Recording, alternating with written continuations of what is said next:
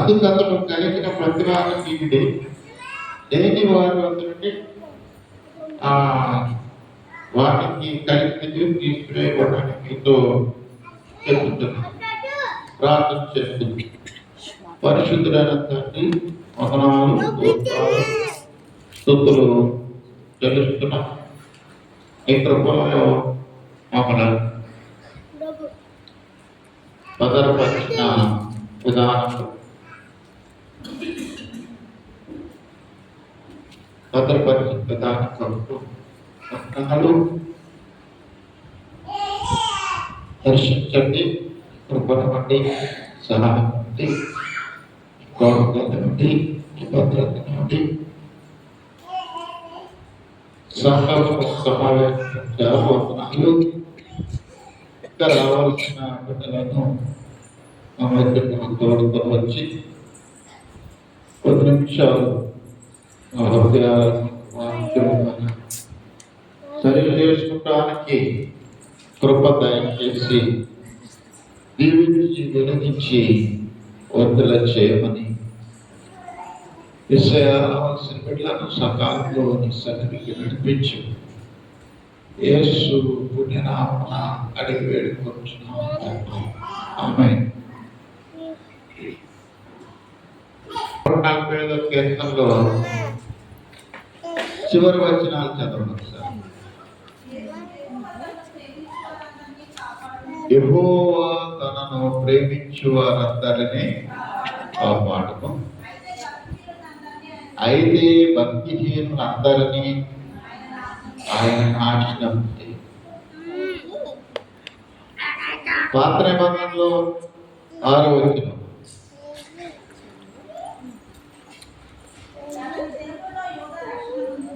అతని దినములలో యోధా రక్షణ నందును, ఇశ్రాయేలు నిర్భయముగా నివసించును. యెహోవా మనకు నీతిని అతనికి పేరు పెట్టిన. ఇక్కడ ఏమంటున్నాడంటే, కలిగిన వానికి ఈయుడి, లేని వారి వద్ద నుంచి కలిగినది తీసివేది. అంటే యేసు ప్రభు వారికి ఏమి చేయాలన్నా కూడా అధికారము ఉన్నది. యేసు ప్రభు వారు మనుష్యులను దీవించగలడు. యేసు ప్రభు వారు మనుష్యులను మరణానికి అప్పచెప్పగలడు, నాశనానికి అప్పచెప్పగలడు. మరి ప్రేమిస్తే తప్పించి విడిపించగలడు. ఆయనకి ఏది ఇష్టమో దానిని ఆయన చేయగలరు. వాస్తవానికి మొట్టమొదట కూడా సర్వాధికారం ఆయనదే. సమయాల గ్రంథంలో 8వ అధ్యాయం 7వ వచనం ఒకసారి గమనిస్తే,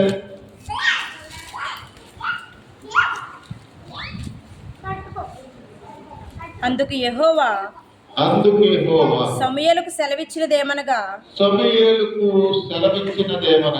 జనులు నీతో చెప్పిన మాటలన్నిటి ప్రకారం జరిగింపుము. వారు నిన్ను విసర్జింపలేదు గాని తమ్మును ఏలకుండా నన్నే విసర్జించి ఉన్నారు. ప్రారంభం నుంచి కూడా దేవుని అధికారాన్ని ఒప్పుకోలేని వారంగా ఉన్నామనేది ఇక్కడ చాలా క్లియర్గా తెలియజేయబడుతుంది. అంటే మాకు రాజు కావాలని సమూయేలు దగ్గరికి వెళ్ళారు ఇశ్రాయేలు. మాకు రాజు కావాలని సమూయేలు దగ్గరికి వెళితే సమూయేలు దేవునికి ప్రార్థన చేస్తే, నువ్వెందుకు బాధపడతారా, నీ అధికారాన్ని చదవండు, నా అధికారాన్ని నన్నే విసర్జించారు. వాళ్ళకి ఏది ఇష్టమో అదే చేయి. వాళ్ళకి ఏది ఇష్టమో అదే చేయి. కొన్ని సందర్భాల్లో మన ప్రార్థన చేసేటప్పుడు దేవునికి ఇష్టం ఉండదు, కానీ మనకు అది కావాలని చాలా ఎక్కువగా కోరిక ప్రార్థన చేస్తాం. చేస్తాం. ఇచ్చేస్తాడు ఆయన. అడగంటే ఇస్తానంటాడు కదా. అడుగుడి మీకు ఇవ్వబడు. అడిగిన తర్వాత ఎవరికి మాత్రం మాట, ఆయన మాట తప్పే దేవుడు కాదు. దేవుడు కాదు. కానీ ఆయన మనకి ఇచ్చిన దాన్ని బట్టి మనము చాలా వరకు దాన్ని బట్టి ఆయనకి ఇష్టం లేకపోయినా ఇస్తాడు. ఎందుకంటే ఆయన సర్వాధిగా ఉన్న ఆయనే కాబట్టి. ఇచ్చిన తర్వాత ఆ తర్వాత తెలుస్తుంది అది మనకు ప్రయోజనకరము కాదు. అనవసరంగా నేను దీన్ని మరి అడిగాను, పొందుకున్నాను అని చాలా వేదన పడతారు. అదే ఇశ్రాయేలీయుల విషయంలో దేవుడు చేశాడు. అలా రాజు కావాలన్నారు కదా, ఎందుకు కాదు విసర్జించా, నన్నే విసర్జించు. వారు విసర్జించారు. నీకెందుకు బాధ చేత ఇక్కడ కూడా ఈ 10 ధ్యానారంభ ఉదాహరణలో కూడా మరి ఆయన అధికారం మాకెందుకు అనుకున్నాడు, అంతే కదా. ఆయన అధికారం మాకెందుకు, మాకు ఇష్టము లేదు. ఇప్పుడు కూడా మనం చాలా మంది ప్రార్థనకు వస్తాం, కానీ దేవుని అధికారానికి ఒప్పుకోలేని వారమే ఎక్కువగా ఉంటాం. దేవుని చిత్తమును జరిగించడానికి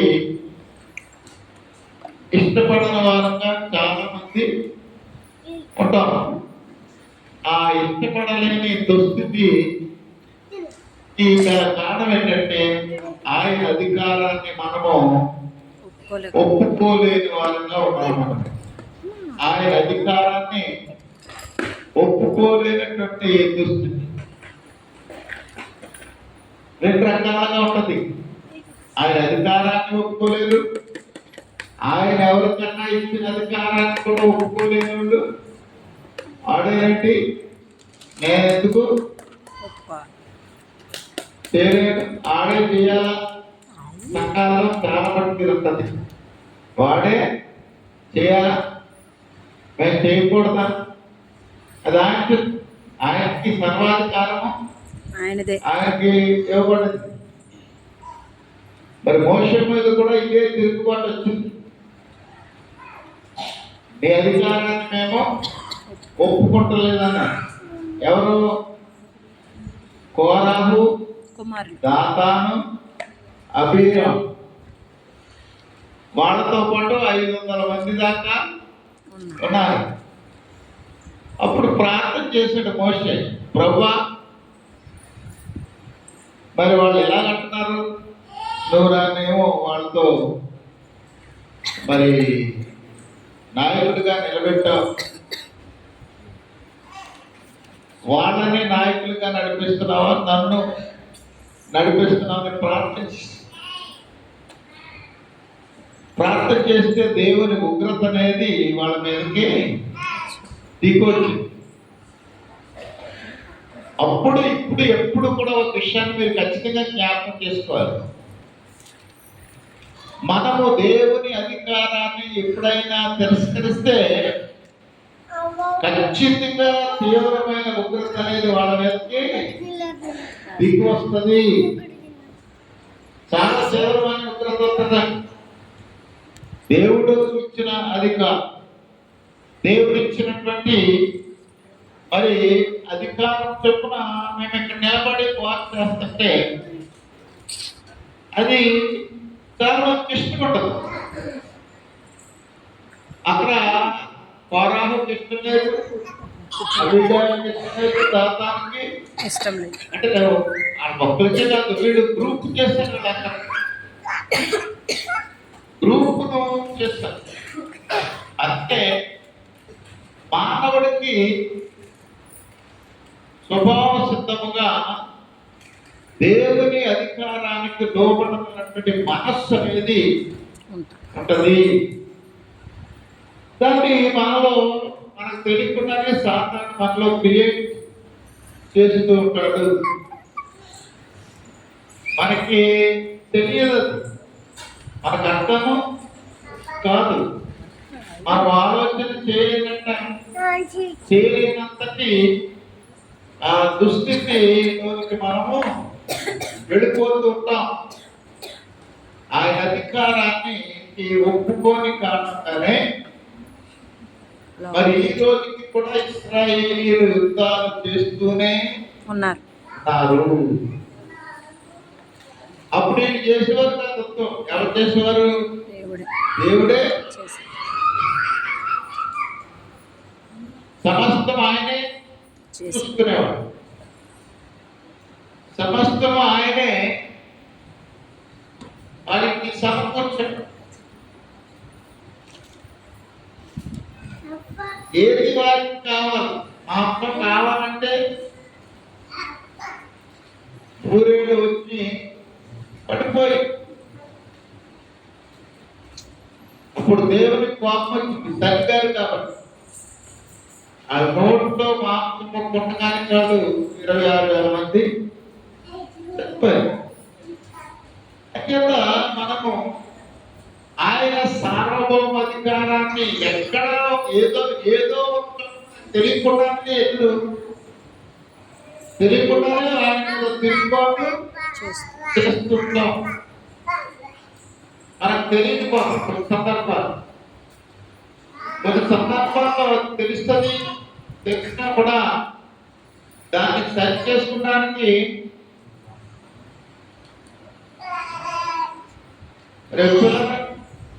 విశ్వాస జీవితం అనేది మనం చాలా జాగ్రత్తగా ఆయన అధికారాన్ని ఒప్పుకోవాలి. ప్రార్థనకు వచ్చే వల్ల మనకి ప్రయోజనం లేదు. వచ్చిన మనం ఆయన అధికారాన్ని ఒప్పుకుంటామంటే వాక్యానికి మనము లోబడాలి. వాక్యాన్ని వినాలవద్దు, వాక్యానికి లోబడాలి. వాక్యం వినకుండా లోబడకుండా నువ్వు జీవించినంత కాలము దేవుని యొక్క అధికారాన్ని నీవు ఎట్టి పరిస్థితుల్లో కూడా ఒప్పుకున్నట్లు కాదు. దేవుని అధికారానికి నీవు ఒప్పుకోలేనప్పుడు దేవుడు నీకు దూరం అయిపోతాడు. అంత మాత్రమే కాదు, దేవుని ఉగ్రత నీ మీదకి రావడానికి అవకాశం ఉంది. దాన్ని చాలా జాగ్రత్తగా ఆలోచన చేయాలి, గమనం చేయాలి. నీ విశ్వాస జీవితం అనేది దేవుని దగ్గర యథార్థముగా ఉండాలి. యథార్థత లేకుండా నీ యొక్క విశ్వాస జీవితంలో నువ్వు దేవునితో జీవించడానికి అవకాశం లేదు. 6వ వచనంలో చెప్తాడు ఇర్మియా, అతని దినములలో యోధా రక్షణ నందును ఇశ్రాయేలు నిర్భయముగా నివసించును. ఎప్పుడైతే యెహోవా అతనికి నీతి అని ఎప్పుడైతే నువ్వు దేవుని చేతిలో ఉంటావో అప్పుడు ఇంకా భయం అనేది ఉండటానికి వీళ్ళే. నిర్భయంగా జీవిస్తాం. భూమి ఏదొచ్చినా కూడా నీకు కలవరాన్ని కలుగ చేయదు. అది వ్యాధి కావచ్చు, ప్రమాదం కావచ్చు, ఉపద్రవం కావచ్చు, ఏదైనా కావచ్చు. నీవు దేవుని యొక్క సార్వభౌమ అధికారాన్ని ఒప్పుకుంటే నీకు నీ జీవితంలో ఏముంటది?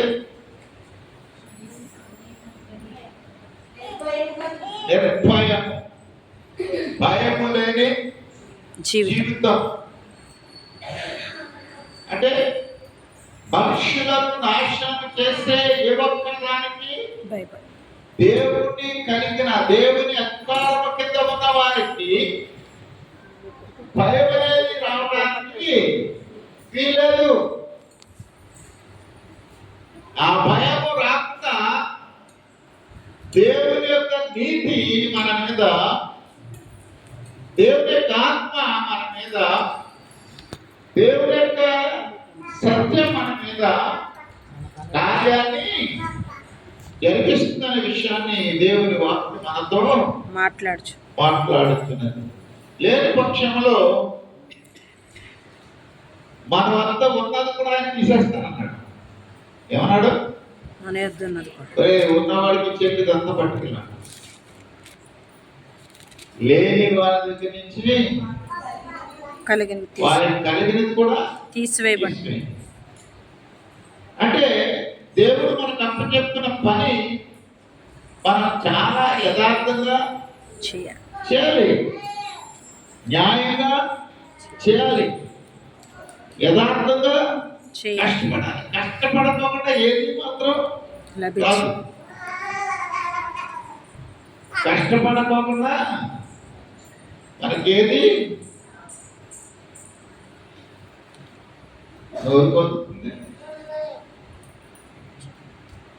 చెప్తున్నటువంటి సత్యం ఏంటంటే మన విశ్వాస జీవితం అనేది దేవుని ఎదుట మరి ఎలా ఉండాలి? యథార్థముగా ఉండాలి. చాలా వరకు ఏమనుకుంటామంటే మనం చూస్తాం కదా, చాలా మంది భక్తులు చూస్తారు కదా, వాళ్ళు తెల్లటి బట్టలు ధరిస్తారు, వస్తువులు తీసేస్తారు, వాహనాలు తీసేస్తారు, అన్ని తీసేస్తారు. చాలా దీనంగా మనుషులకి కనపడతారు. దాన్ని ఏమన్నాడు దేవుడు? వేషధారణ. అందుకని ఉపవాసం చేసినప్పుడు ఇంట్లోకి వెళ్ళిపోయి తలంటుకొని తలుపుడు వైపు చూసుకుని ప్రార్థన చేయమని. అందుకే రహస్యముగానే తండ్రి ప్రార్థన చేసే సమయం అనేది ఇంట్లో. భక్తి అనేది మనుషులకు కనబడాల్సిన అవసరంగా లేదు. భక్తి ఎవరికి కనపడాలి? దేవునికే కనపడతారు. ఒకవేళ నువ్వు భక్తిగా నీవు అనిపించకపోయినా, భక్తిగా ఉన్నట్టు పక్కన అనుకోపోయినా ఎవరు చూస్తారు? దాన్ని దేవుడు చూస్తాడు. అప్పుడు అంటాడు, బడా నమ్మకమైన మంచి దాసుడా, బడా నమ్మకమైన మంచి దాసులుగా మనల్ని చూడాలని ఆయన ఆశిస్తున్నాడు. మంచి దాసులుగా మన విశ్వాస జీవితంలో ఎదగాలని ఆయన ఆశిస్తున్నాడు. మంచి దాసులుగా మనలను చూసి ఆనందించడానికి ఆయన ఎంతగానో ఆశపడుతున్నాడు.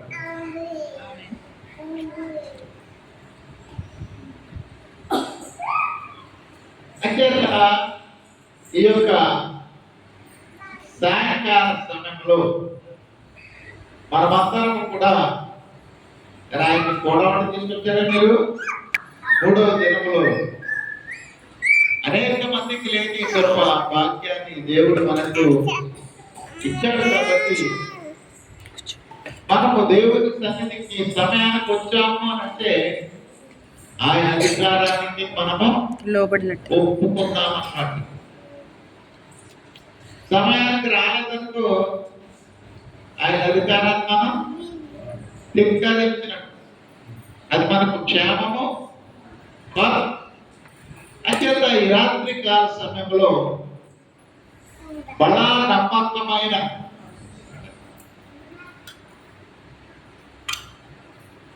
మంచి దాసు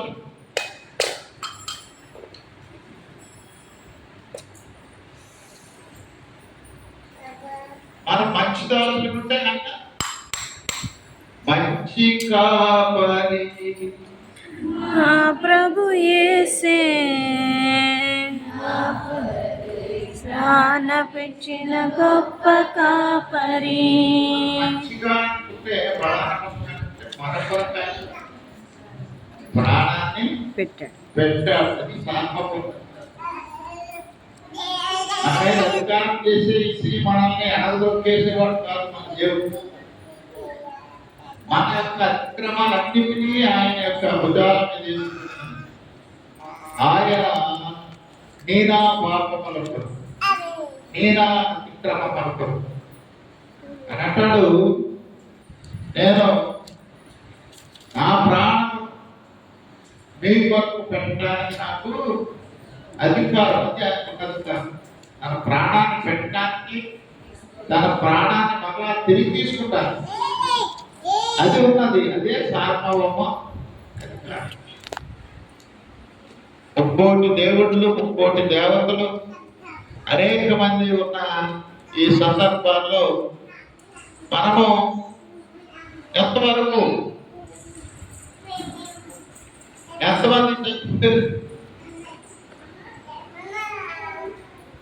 చచ్చిపోయిన లేకుండా లేచారా?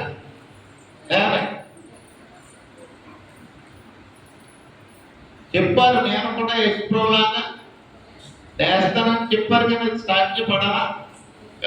ఇంకా ఆయన దేవుడు. Is only the God, is only the